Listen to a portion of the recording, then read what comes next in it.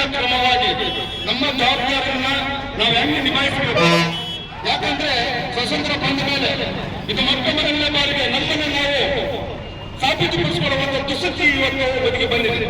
ಅಂದ್ರೆ ನೀನು ಯಾರು ಅಂತ ನಾನು ಈ ಭಾರತ ದೇಶದ ಪೌರ ಅಥವಾ ಪ್ರಜೆ ಅಂತ ಹೇಳ್ಬೋದು. ಆದ್ರೆ ನಾನು ಈ ದೇಶದ ಪೌರ ಮತ್ತು ಪ್ರಜೆ ಅಂತಂದ್ರೆ ಸಾಬೀತುಪಡಿಸಬೇಕು. ಎಲ್ಲಪ್ಪ ಬಂಗಾರಪೇಟೆ ಎಂಟನೇ ಮನೆಯಂತೆ ಅದು ಅವರಪ್ಪಲ್ಲ, ದಾಖಲೆ ತೋರಿಸಬೇಕು.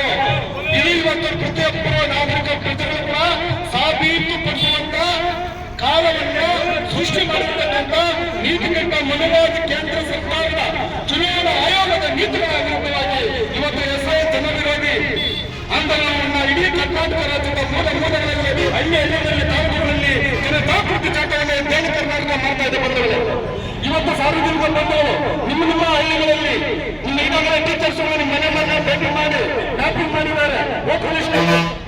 ಆದ್ರೆ ವೋಟರ್ ಲಿಸ್ಟ್ ಮ್ಯಾಪಿಂಗ್ ಮಾಡಿದ ಮುಂದೆ ಅಲ್ಲ, ನಂತರ 30 ತಾರೀಕು ಆದ್ಮೇಲೆ ನೀವೆಲ್ಲರೂ ಕೂಡ ಇನ್ಫಾರ್ಮೇಶನ್ ಕೊಟ್ಟು ನೀವೆಲ್ಲರೂ ಕೂಡ ಸಾಬೀತುಪಡಿಸುವ ದೊಡ್ಡ ಜವಾಬ್ದಾರಿ ನಿಮ್ಗಾಗಿದೆ. ಪಾಪ ನಿಮ್ಮ ಜನರು, ನಿಮ್ಮ ಜನರು, ರೈತರು, ಪಾಪ ಕಾರ್ಮಿಕರು ಬೆಳಿಗ್ಗೆ 6 ಗಂಟೆಗೆ ಬಂದ್ರೆ ರಾತ್ರಿ 9 ಗಂಟೆಗೆ ಹೋಗ್ತಾರೆ. ಆದ್ರೆ ಎಸ್ಐ ಅಂದ್ರೆ ಚುನಾವಣೆಯವರು ಟೀಚರ್ಗೂ ಬರ್ತಾರೆ, ನಿಮ್ಮ ಮನೆ ಬಾಗಿಲಾಗಿರ್ತದೆ, ಅಯ್ಯೋ ಯಾರಿಲ್ಲ ಅಂತ ಹೋಗ್ತಾರೆ.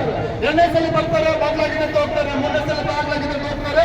ನಿಮ್ಮ ಇಡೀ ಫ್ಯಾಮಿಲಿಯನ್ನ 5 ಹೊಡಿದ್ರೆ 5 ಹೊಡಿದ್ರೆ ಡಿಲೆಕ್ಟ್ ಮಾಡ್ತಾರೆ. ಆದ್ರೆ ಡಿಲೆಕ್ಟ್ ಆದ ನಂತರ ಪರಿಣಾಮ ಏನು? ನೀವು ಅದನ್ನ ಮತ್ತೆ ವೋಟರ್ ಲಿಸ್ಟ್ ನಿಮ್ಮ ಹೆಸರು ಸೇರ್ಪಡಿಕೊಳ್ಳಕ್ಕಾಗುತ್ತಾ? ಆಗಲ್ಲ. ಯಾಕಂದ್ರೆ ಆ ನೀತಿಯನ್ನ ಕೇಂದ್ರ ರಾಜ್ಯ ಚುನಾವಣಾ ಆಯೋಗ ತಂದಿದೆ.